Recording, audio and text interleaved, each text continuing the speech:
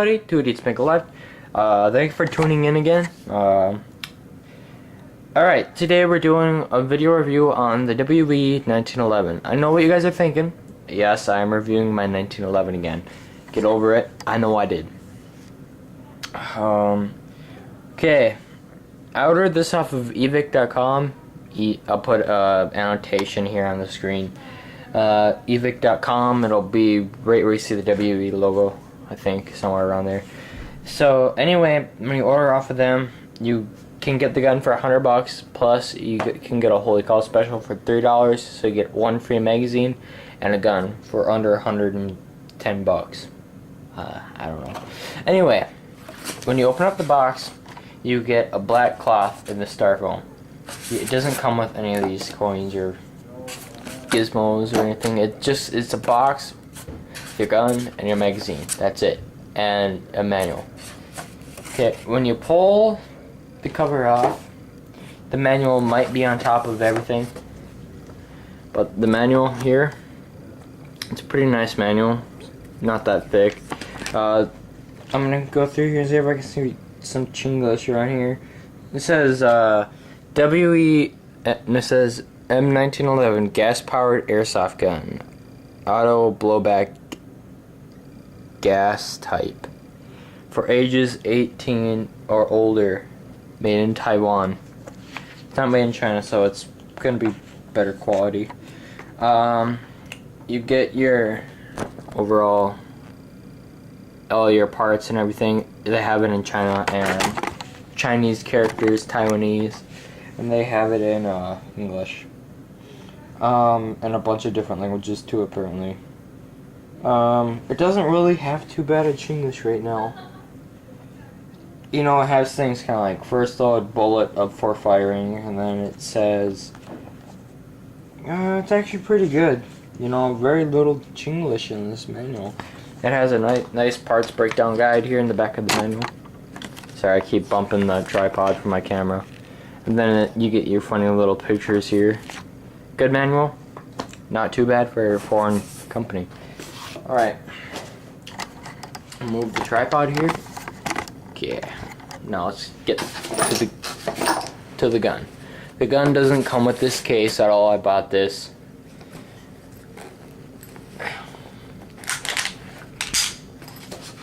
Okay.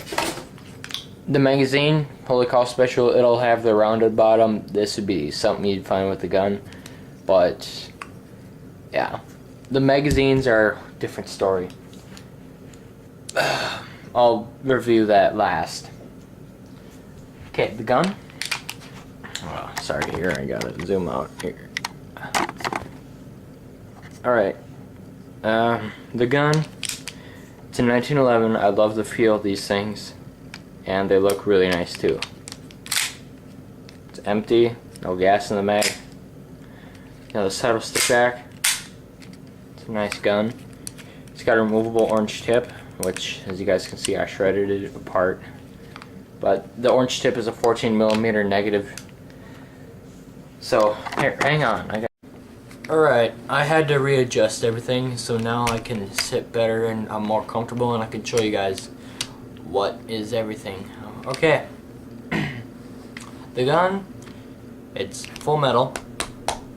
Except for the grips, these are plastic. It's a pot metal, so it's not that great, but what do you get for $100? What do you expect? The magazine release is right there. That's your magazine release. You push that button, your magazine will fall out. It's a good magazine release. Here, I gotta scoot up more. Alright. The safety is right there. It's ambidextrous. On the KB Custom on MEU, I think it's only ambidextrous. It's got side grips here and up here. If you guys can see those serrations. It's got a double safety, as you guys can see right now. When I hold the gun, I can't pull it unless I pull it back. And of course, when it's closed like that, you can't pull the trigger. And also, when you say you have it cocked, you can't shoot the gun unless you push this down. Then you can shoot the gun. I originally thought that'd be uncomfortable, but it feels really nice in your hand. That's what I like about 1911s. They're comfortable. Compared to the M9, I hate M9s. They're not comfortable. At least in my opinion. The magazine, the side release, when the slide locks back, it's right there. Just push it down. See what else we can do for external. It says 45 ACP. Right there, if you guys can see that. 45 ACP. I'm not really sure what that means. I think it's like automatic chambering pistol or something like that. The sights, they're really nice. They got the nice dot sight, as you guys can see. They're not too bad. The grips, they're nice and texturized. I know it's shining in here, but when you're using the gun, you can't really, it's not really too shiny. The only shiny part is, of course, the shiny part. And the barrel itself is shiny. When you get the gun, it comes with a lanyard on the bottom. However, I took mine apart, and there's a little pin in there that flew out. So I'll have a disassembly video of this whole thing. It's really nice for disassembly. So I'm just gonna do the field strip in this video for the gun. The rail right down there on the bottom, it's small, but you can put stuff on there. I want to put a foregrip on it, you know, because it's ridiculous and not too many people do that. It's kind of stupid, but if I can fit one on there, it'll do it. See, there's the grip right there. See, grip, it's really nice and comfortable. See, you can see the grip, how the paint wears off. I think that's cool. On the side here, this is your takedown pin. When you pull back the slide, if you guys can see that, you pull back the slide. See that notch right there? Well, not that notch, this notch. That one, see it right there? You pull back the slide. Oh, never mind. You take out the magazine first, or else you can't take the gun apart. Okay. And you gotta take it off safety too. See, when it's on safety, you can't pull the side back. So when you pull the side back, sometimes it'll stick there, but this just helps in the video. See, when it's up there like that, you go to this side, you push, but when it gets stuck like that, all you gotta do is that to unstick it. It's easy. Alright, now that you guys know where the pin is, I'm just gonna push this off. This is your magazine release and your field disassembly pin. And now the gun, now you can take the gun apart. I recommend pulling the trigger because I don't like having my hammer sitting open. And here's, see how the parts come apart. We're gonna take this, set it offside here for a moment, and work on the upper receiver. Okay, you just take the spring guide off. It just comes right out like so. I'm gonna upgrade this for a high recoil, or whatever they call it. And you come up to the front here, and if this doesn't fall out already, there's a part right there. You see that right there? You just push that in and rotate that. See, this will come off. And then take this part right here that you rotate, and you just pull that out. See, the ring comes right off there. And you take the gun and all the barrel, and you just keep pushing up forward. Sometimes it doesn't like to come out like this. You just gotta keep it nice and straight. See, when you push it up sideways like this, it won't come out. So when you just push up, I recommend hanging onto it like this. Hanging onto the bottom with your other hand, and just slightly push up on it, because then it doesn't want to come out and you scratch up your slide. See, for this part, the gas assembly block is right there. So you just spin that and the whole thing will come apart, but I don't feel like doing that right now. I'll do that in another video. Alright, the magazines for the WE 1911, they are not my favorite in the world. One thing is because they're not gas efficient. They're not. They kind of hold a good amount of gas, but they're not really that great. I kind of like the 1911 look. It's thin, single stack, 15 rounds, good magazine. The real 1911 isn't 15 rounds, it's more like 7 or 8, but 15 rounds in a pistol, that's all you need. If you can't hit a person in 15 shots, you just shouldn't be playing airsoft. Simple as that. Or you shouldn't be shooting a gun if you can't hit them in that many shots. Okay, the base plate on this is broken, but see the fill valve is down in there. Here, let's get the shorter magazine if I can find it. Alright. See the fill valve is down in there. See it? The brass valve. Yeah. These magazines are very, very leaky, in my opinion. They're leaky. Mine haven't been too bad for leakage. I mean, when they leak, all you gotta do, what I do is that I put my thumb up here and hold it for a while. Then, after a little bit, it'll go and then it'll stop doing that. But you lose quite a bit of gas when it does that, but it doesn't leak. And then you can refill it and it'll be just fine for a little while. The O-rings, where are my O-rings? The O-rings I recommend are Moondog oil fill O-rings. They're a pain in the... they're a pain to put in. But you put those in there, that'll take care of your leakage problems.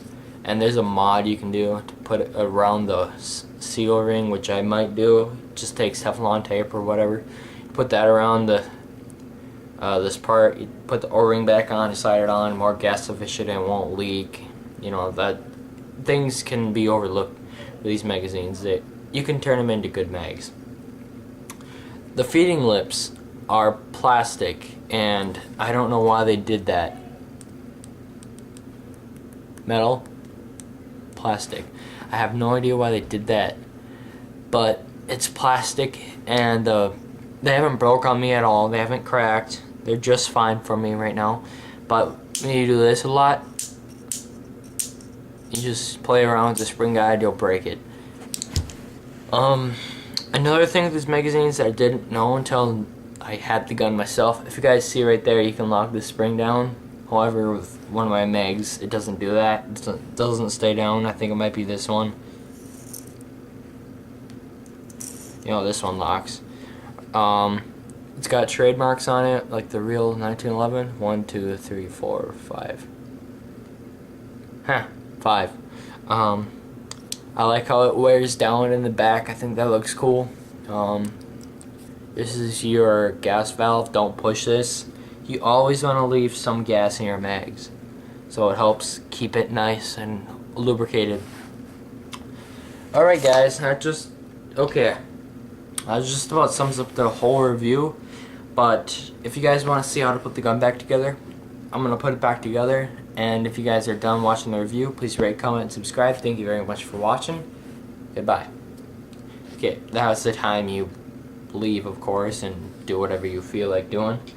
But if you guys are wanting to stay through, here's how to reassemble the gun. Okay, low receiver, keep that off to the side for now. You take your upper receiver, your slide, and you take your barrel assembly. You take it, and you just slide it in the front. If you guys didn't see that, just slide it in the front. Simple as that. Next thing you want to do is you want to grab the ring and put it in. If you guys can see that, you want to put it in like that. If you put it in straight up and down like this, it won't go in. You gotta rotate it about there. Then it rotates back, and then that's in there. And then you take your guide rod or guide pin, whatever, you stick it in there like that. See that? Stick it in there. Stick it in the hole. No perverted moments, so it's like that, alright? Then you take your spring guide. If you have it disassembled, I recommend, in my opinion, this is just what I do. I just take the thin end and I put it over the spring guide like that. So the thick end has more cushion against the pin or whatever.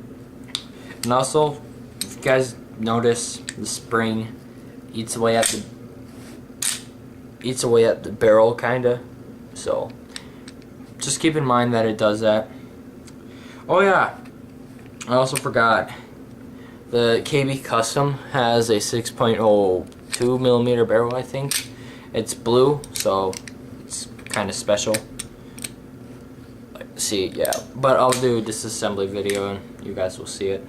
Right, you take the spring guide, find the hole, you put that in there. I don't recommend you compress it because it'll fly everywhere. So you just take it, push it in, and then it goes in there right like that. Try not to bump it, because when you bump it, it does that. So you just take the spring guide. It's going to be a pain for a little bit for the first few times you've had the gun, but it shouldn't be too bad. When you put this spring guide on, don't put it like that, because eventually gravity will take play and it'll want to fall off. I myself, I just take my lower receiver and my slide and I tilt it sideways, kind of like this. I'll hold it kind of like that. See how it's sideways? It's not straight up and down, it's more at an angle. And when you do that, you pick it up. When you have a side up this way, I just take the gun, pull the side back, of course. Take your pin.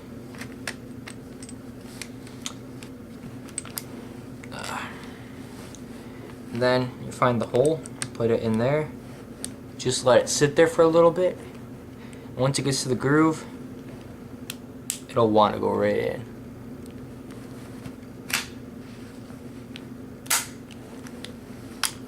And then, of course, you guys can check everything. Man, that's so fun. You guys can check everything and make sure everything's good.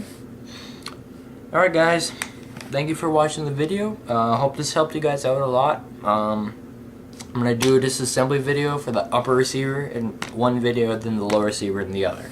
Then I might edit it together or whatever. But anyway, it's a good gun for $100. If it can overcome the magazine and the poor gas consumption, I guess you can turn it into a very, very good gun. But keep in mind that when you take the lower receiver part, you take the grips off, there's a little spring inside the hammer assembly, and it's a pain in the butt to get back in. I lost it like 5 times, and I had to find it, and it wasn't easy. Alright guys, I hope this helped you guys a little bit. Yeah, stay tuned for more videos. Watch my shooting test if you want. It's on my channel. I don't know if I have any tags active for it right now, but I'm pretty sure I'll fix that when I upload my video. This gun is very nice. It's pretty big. You know, it's bigger than your standard G17. Bigger. It's longer than your Beretta M9, and it's got a thinner grip. And it's just overall, it's a very sleek gun. It's thin. See if you guys can see it. It's pretty thin. It's nice to hang on to. It's a good gun. Ergonomic. It's ambidextrous except for the side release. It's on this side, so you can't. It's kind of weird for a lefty, I suppose. But see, yeah, the side sticks back. Here's what you'd have to do. You'd have to use it like that, but it's not too bad. Alright guys, please rate, comment, subscribe.